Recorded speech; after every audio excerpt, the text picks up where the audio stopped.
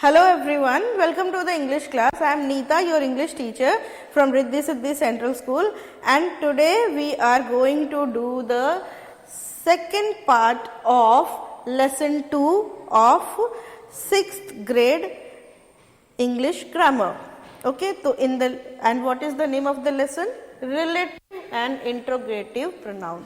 So in the first part we had discussed the relative pronoun. Relative pronoun we discussed in the first part, and in this part we are going to discuss the interrogative pronoun. Okay, so relative pronoun और interrogative pronoun जब हम पढ़ेंगे तो देखेंगे कि they are almost same. हमने क्या पढ़ा था कि relative pronoun जो होता है वो क्या होता है? There are 6 important relative pronouns and they are who, whose, whom, which and that.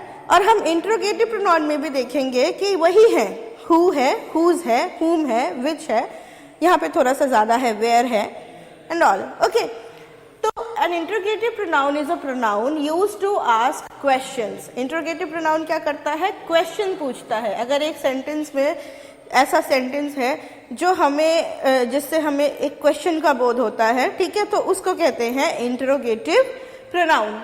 For example, the word who is an interrogative pronoun in the sentence. Who are you?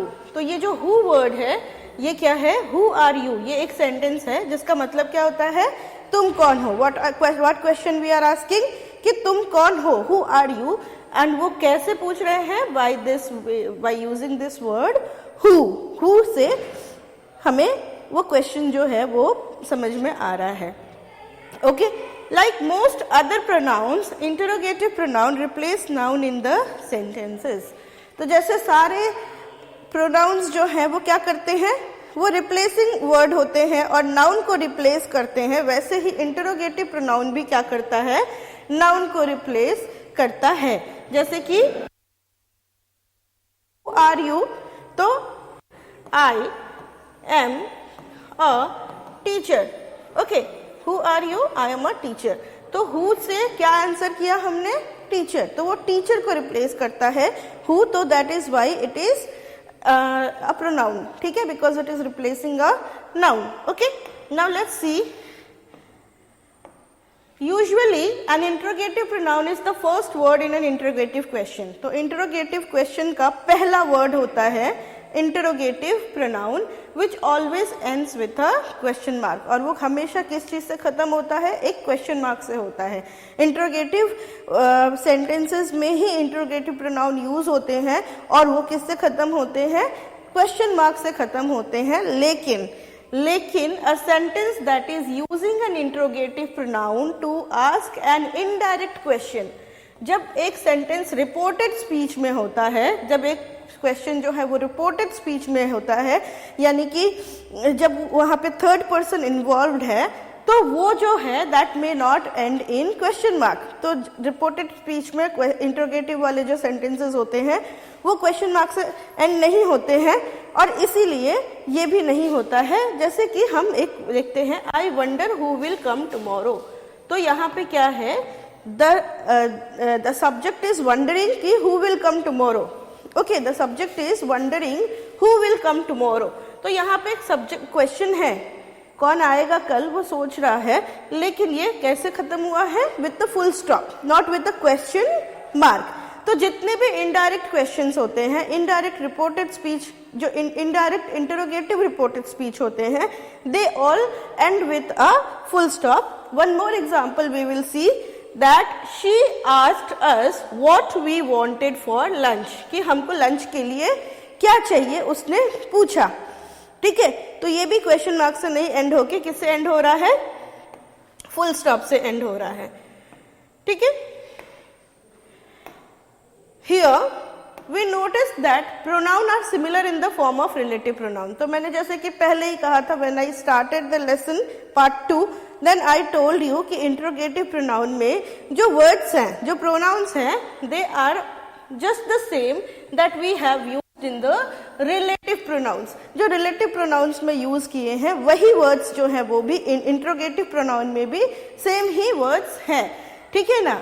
But the work which they do is different. लेकिन interrogative pronoun में इनका जो काम होता है वो क्या होता है?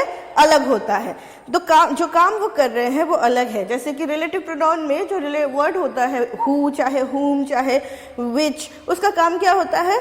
To relate a sentence, a phrase to the subject, okay, or the object, ठीक है ना? तो वो रिलेट करता है एक एक्स्ट्रा इंफॉर्मेशन को विद द सब्जेक्ट और विद द ऑब्जेक्ट। लेकिन यहाँ पे ये जो रिलेटिव प्रोनाउंस हैं, हु ही है, विच है, हुम है और हुज है, लेकिन ये रिलेट नहीं करता है। ये क्या करता है? ये क्वेश्चंस को आस्क करता है। It asks questions, but they are here used for asking questions, therefore they are called interrogative pronouns। इसीलिए इनको क्या कहते हैं? interrogative pronouns कहते हैं, ठीक है ना? तो काम इसका वही, वर्ड्स वही है पर काम अलग है। जैसे कि किसी भी पर्सन का, जैसे कि क्या है, जब हम एक स्कूल में अगर हम टीचर हैं तो हमारा काम क्या है? To teach. When we go home then we are mother, तो हमारा काम जो है वो क्या हो जाता है? डिफरेंट हो जाता है। पर्सन हम सेम है लेकिन क्या हो गया? काम अलग हो गया। यहाँ पे टीचिंग का काम है, वहां पे मदर का काम हो गया, जो भी मदर के काम होते हैं। तो वैसे ही हु का काम इंट्रोगेटिव प्रोनाउन में, हुज का काम, हुम का, जो भी इंट्रोगेटिव प्रोनाउन है और रिलेटिव प्रोनाउन है वो सेम है। बस सेंटेंस में जब वो रिलेटिव प्रोनाउन है तो it works in a different sense and it gives a different sense, and in interrogative it gives a different sense, okay? who and whom, तो सबसे पहले हम देख लेते हैं कि who और whom किस लिए यूज होता है। तो who और whom are used to ask question where the answer is expected to be a person, ठीक है? तो वहां पे भी रिलेटिव प्रोनाउन में भी who और whom कब यूज होता था? पर्सन के लिए यूज होता था। और यहाँ पे भी who और whom जो है उस क्वेश्चन में पूछा जाता है जिसमें आंसर जो होगा वो क्या होगा? It would be a name of a person और a common noun of a person, जो एक पर्सन को रिजेंबल करता हो, उसी के लिए हम हु या हुम यूज करते हैं। Who is used as a subject, again same thing, relative pronoun के जैसे ही। हु जो है it is used for subject and whom is used as an object, okay?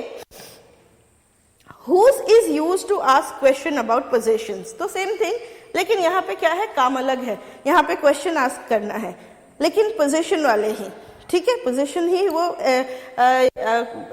उसमें है, लेकिन क्या है? यहाँ पे काम है इसका इंट्रोगेटिव है, इसीलिए इंट्रोगेट करना इसका काम है। इंट्रोगेटिव प्रोनाउन है और वो इंट्रोगेट करता है। What, तो what is used to ask question when the answer is expected to be an object or an absent concept। तो what क्या है? वही सेम चीज। अगर नाउन मिसिंग है या फिर नाउन ऑब्जेक्ट है तो उसके लिए हम what यूज करते हैं। which is used to ask questions where there are multiple choices, और which जो है जब मल्टीपल चॉइसेस होती हैं तो उसके लिए पूछा जाता है। जैसे कि अगर हम दो चीज़ों को कंपेयर करते हैं, विच इज़ बेटर, तो हम वहाँ पे विच यूज़ करते हैं। जब हमारा जो आंसर होता है it is a multiple choice question, तो हम वहाँ पे विच यूज़ करते हैं। मल्टीपल चॉइसेस और possibilities as to what the answer could be, या फिर पॉसिबिलिटी होती है कि क्या आंसर हो सकता है, तो वहाँ पे हम विच यूज़ करते हैं। सो who is used for a person as a subject, whom is used for person as an object, whose is used as a possessive pronoun, and what is used to ask question when we expect an answer that would be missing or it would be a thing, and which is used to ask question when there are the answer could be a multiple choice or possibilities, okay? So ये इतना clear है मुझे लगता है। Now we will see some examples of these pronouns, okay? तो सबसे पहले है example of interrogative pronoun है।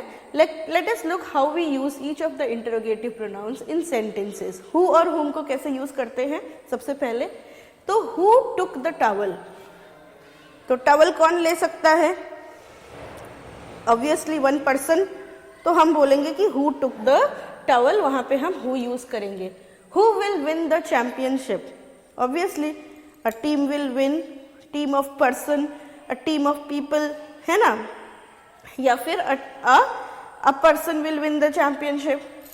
whom did you give the key to, तो अब तुमने किसे दिया की, है ना?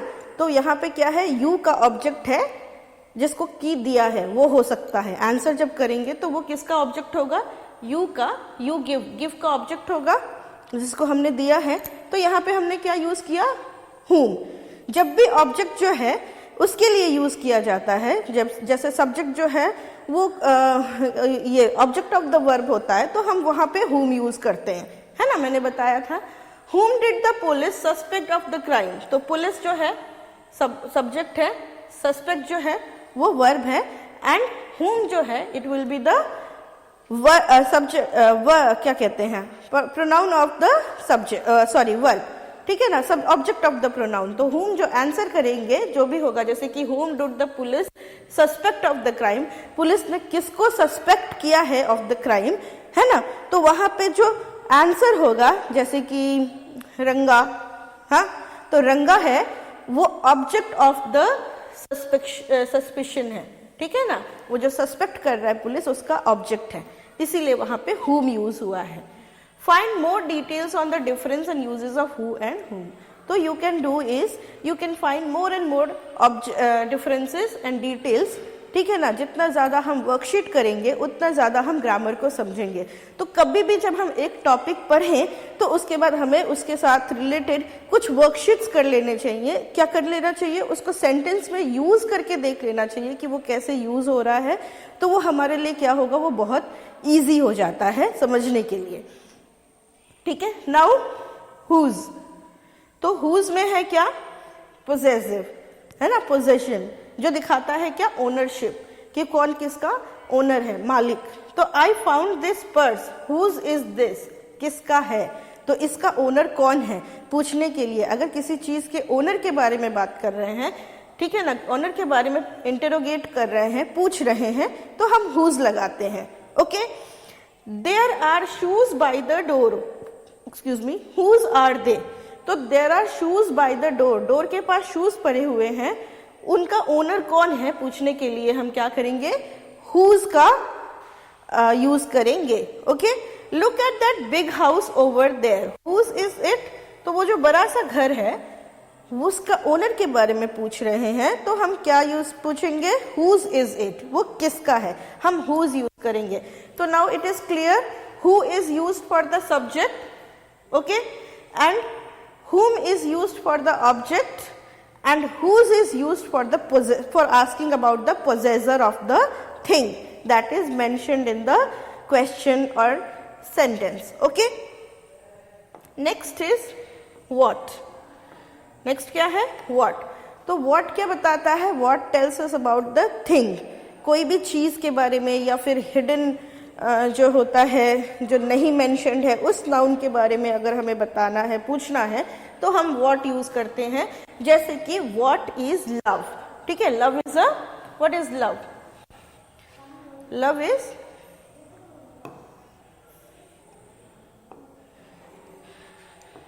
Love is a abstract noun obviously, okay. So हम एब्स्ट्रैक्ट नाउन के बारे में अगर पूछ रहे हैं तो हम किससे पूछेंगे, with what. What are those flowers called, again is a noun and it is a thing, तो हम थिंग के बारे में पूछ रहे हैं तो हम क्या बोलेंगे, व्हाट, हम पूछेंगे व्हाट। और फिर what are you going to do, what are we going to do, यहाँ पे क्या है, हिडन है, what are we going to do, यानी जो भी चीज हम करने जा रहे हैं वो क्या है, हिडन है, तो इसीलिए यहाँ पे हम व्हाट यूज करेंगे, हाँ। विच, व्हाट डू यू वांट, ऐसे भी अगर हम पूछते हैं कि what do you want, what do you want, तो वहां पे भी क्या होता है, नाउन जो है वो डिस्क्राइब नहीं किया रहता है, वो हमारे इमेजिनेशन के ऊपर छोड़ दिया जाता है, ओके।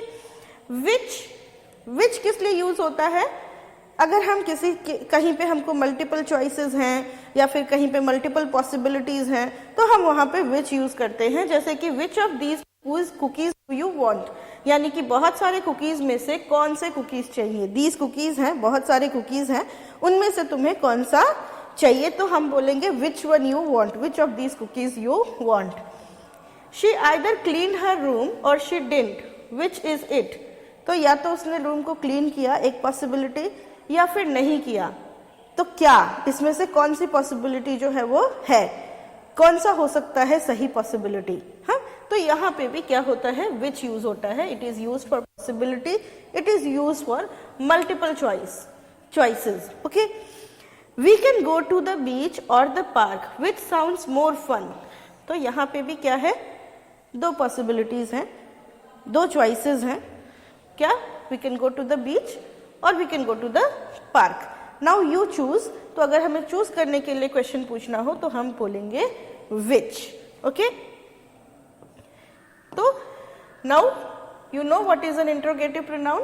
इंटरोगेटिव प्रोनाउन जो होता है वो प्रोनाउंस होता है जो इंटरोगेट करने के लिए यूज किया जाता है, क्वेश्चंस पूछने के लिए यूज किया जाता है। And the most important interrogative pronouns are who, whom, whose, which, what.